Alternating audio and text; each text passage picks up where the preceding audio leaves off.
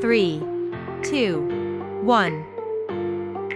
Ngayong araw sa lahat and welcome back to JC Catalan Vlogs. At ngayong araw na to guys ay papakita ko sa inyo ang iba't ibang quick shots ng DJI Mini 2 SE na drone natin. At saka yung iba pa niyang options sa pag photoshoot niya. So andito tayo sa karagatan ng Sibulan sa may beach resort ng Prestige. And eto nga, may warning tayo, authorization zone, kasi malapit tayo sa airport. So hindi tayo masyadong magpapalipad ng mataas. So nasa 12 meters lang ang height natin. And kung sakaling magkaroon man kayo ng authorization zone guys, ang kailangan nyo lang is ibigay yung number. Di ko napakita, ipapakita ko na lang sa susunod na video. So dito is focus lang tayo sa quick shots, no? So una is kailangan natin ng subject, which is ako yung nakaupo dyan sa may gitna, may katabi ng may health na nakasulat. So click natin yung my video dito guys. Ayan, itaas ng pula at ayan, may video. And marami ditong option kung ano ang gagamitin nating quick shot. So circle ang ating try. So draw box as object or subject. And pwede tayong left or right. Kayo nang bahalang pumili. And click the start. 3, 2, 1. So kaya siya tinawag na quick shot guys, kasi wala na kayo bang gagalawin sa inyong remote. Kusa na siyang gagawa kung ano man ang pinili nyong quick shot option. So ito, circle is papalibutan niya yung subject na dinraw natin ng box kanina. So ako. So ayan, iikutan lang ako niyan ng 360. So bale, makikita nyo sa map na talagang circle ang kanyang pag-ikot sa subject. And make sure lang na walang mga wire, no? Para hindi masabit ang ating drone o di kaya mga puno. So ayan, complete na 100%.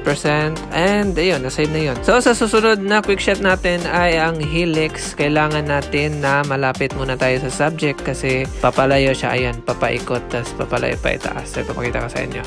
So kagaya pa rin ng una, draw a box on a subject and left or right nga pa.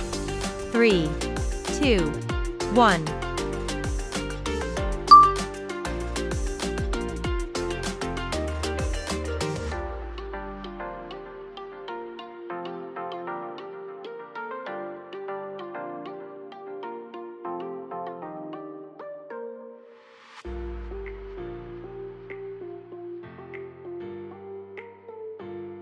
So ayan, tapos na. Ang nakaganda dito guys, after niyang mag quick shot is babalik siya sa kung saan siya nag-start. So ayan.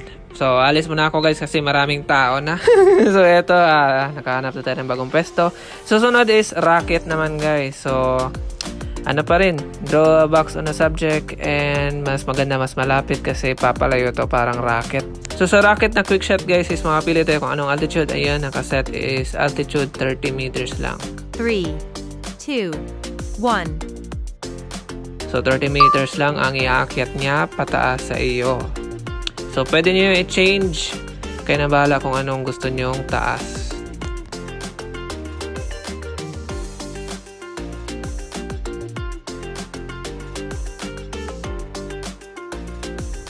So kagaya pa rin na natin, after niya makomplete yung quick shot, lalabas yung quick shot complete, aircraft returning to task start point.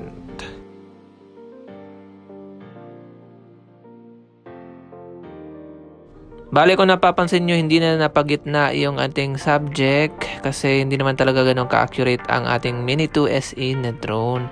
Pero okay naman siya para sa akin. So ito, try natin tong iba pa niyang quick shot. Ito yung drone. So ayan. So draw a box on a subject and ayun. 3, 2, 1.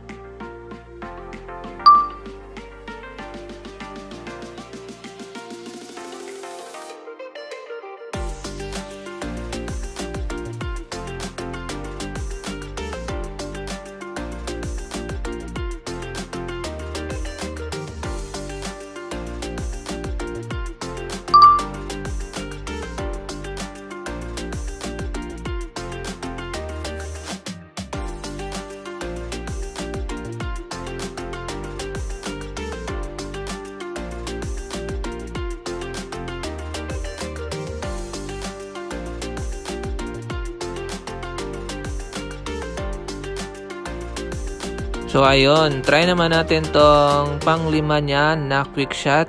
Ito yung boomerang.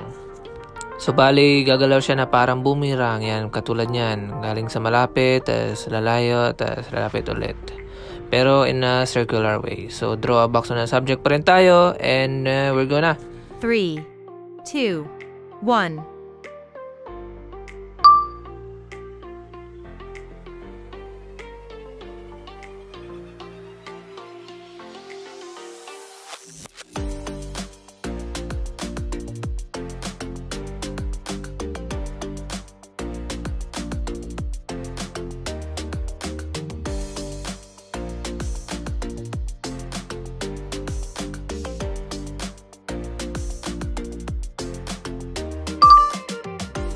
So tapos na natin i-check lahat ng mga quick shots niya. May 5 quick shots tayo. So try natin sa photo, may sphere, wide angle, tsaka 180.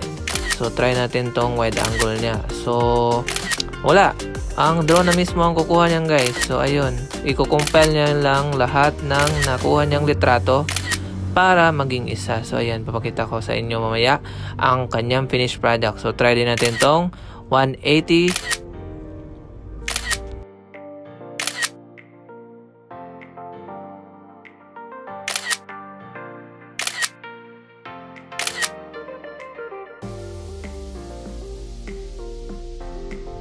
Syempre hindi na natin papahuli yung sphere. So, para tong guys, naka Insta 360 tayo. Papakita ko sa inyo ang finished product. Lalo na sa mga quick shot mamaya.